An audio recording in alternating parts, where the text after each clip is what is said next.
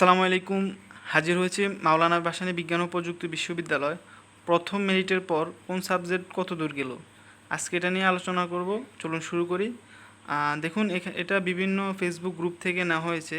এখানে একদম যে 100% অ্যাকুরেট বিষয়টা কিন্তু তেমন না। আপনাদের ধারণা দেওয়ার জন্য এই ভিডিওটা তৈরি করা হয়েছে। হ্যাঁ, এখানে 90% অ্যাকুরেট আছে।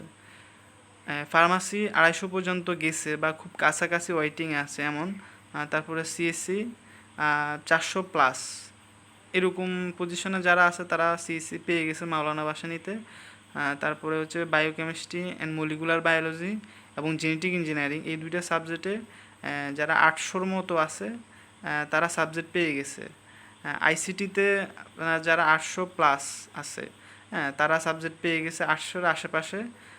তারপরে আমি যদি বলি টেক্সটাইল ইঞ্জিনিয়ারিং কথা, এখানে যারা 1500-র আশেপাশে আছে তারা টেক্সটাইল ইঞ্জিনিয়ারিং সাবজেক্ট পেয়ে গেছে।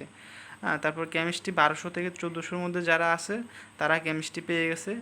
পরিবেশ রসায়ন 1500-র মধ্যে যারা আছে তারা পরিবেশ রসায়ন পেয়ে গেছে। Physics statistic 4500। আচ্ছা, এখানে একটা বিষয় বলি, এখানে কিন্তু যে ফিজিক্স পরিসংখ্যান এই সাবজেক্টগুলো পেতে হলে কিন্তু আপনাকে গণিত অ্যান্সার করতে হবে, এই শর্ত ছিল। আর এই এনভায়রনমেন্টাল সায়েন্স, কেমিস্ট্রি এই সাবজেক্টগুলো পেতে কিন্তু আপনার গণিত শর্ত ছিল না, এই জন্য এটা কিন্তু অনেক কম গেছে তুলনামূলকভাবে। ফিজিক্স, স্ট্যাটিস্টিক্স এগুলো কিন্তু বেশি গেছে।